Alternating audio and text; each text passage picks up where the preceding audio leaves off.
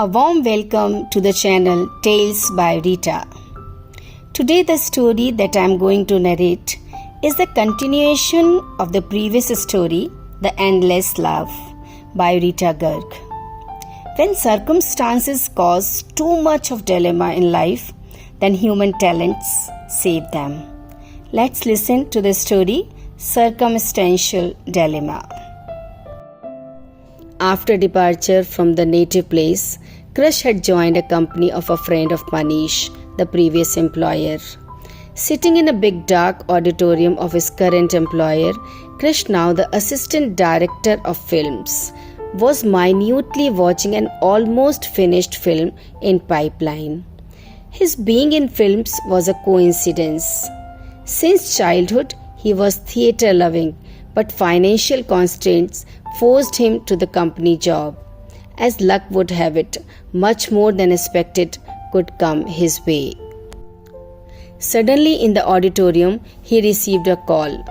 During major tasks as a habit, he would keep the mobile on silent mode, but by chance that was not done, and the ringtone disturbed. Much dismayed, he noticed the call from Manish. To his surprise, he was asking for the address of Krish because of the urgency to meet. Their first and the last meeting was much unpleasant. So Krish asked for the addendum. Manish replied, casual type. The address given by Krish referred to a posh colony of Chennai. Manish was stunned because wealthy persons lived there. Anyways, they fixed up date, time, venue, etc. Manish booked the first possible ticket, although not as vengeance but as convenience only. Krish called him to the auditorium office.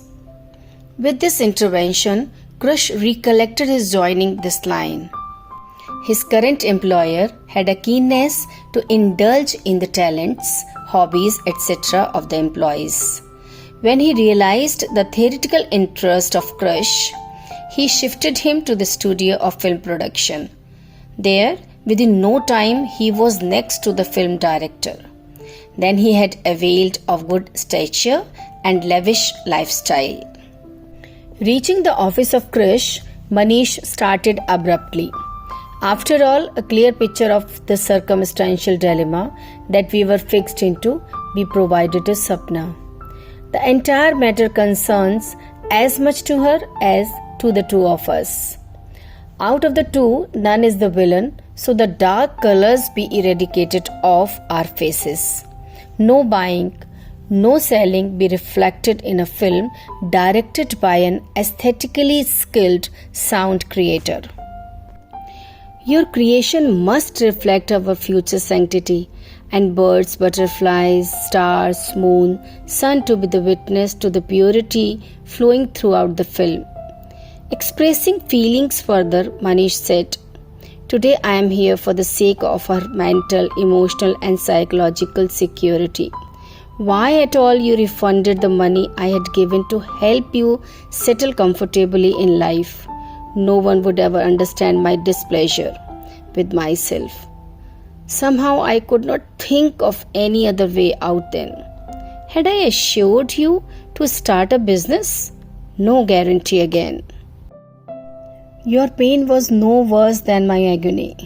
Please eradicate any dark spot from the lifelines of ours. Today my daughter is ignorant, but tomorrow she will have tasted the fruit given by Satan. With my implicit faith in your perfect aesthetic sense with detachment, I am allured to this talk. That day we met in my office to organize her sustenance, and today also in an office, her mental strength is in question." Krish nodded. He did not tell that the film he was finalizing then in the auditorium was on the incident of Manish the savior, Sapna the mesmerizer, and Krish the aesthetic force. The effects of Krish bore fruits and a national award was awarded to him. Getting the news, Manish congratulated Krish, then read the news to Sapna so that she would be interested in the film. Afterwards, They watched the film that had thoughtfully, without bias, presented and twisting episode of their lives. The truthfulness of the film production was such that she could feel that the characters were they themselves, somehow balancing self. Sapna replied to Manish, "Your marriage proposal was fine for us. Generally, dowry and 1,000 other formalities are there, but all went off well with you. Our destinies were writ large on the waves of fate. No juggling between Manish the savior and Krish the truthful friend. But why he left the city? After all, we were childhood friends. I could always talk to him amicably." After a few minutes, hiding her moist eyes, Sapna left with the pretension to look after their 2-year-old daughter. To save the situation, a curtain of artificiality covered the lifelong secrets. Sapna must not humiliate self. Let her talent overshadow the masquerade created by the circumstantial dilemma. She would present a national show of ballet consisting of many known and unknown facts of life. Definitely the last show of her life. The crushing of disgust for Crush started. Howsoever, the diminishing of self too. An expenditure of 2 crores was provided by Manish the provider. Nonetheless, he was pleased with the expression of sincerity by the talented wife on the expensive stage. Towards the end of ballet, clutching the hand tight of the daughter, lost Sapna sat down on the rock. Her gaze fixed into the void, saw an angel of peace flying in her direction, that was showering compassion, affection, congeniality, and white fragrant flowers. Let the talents speak.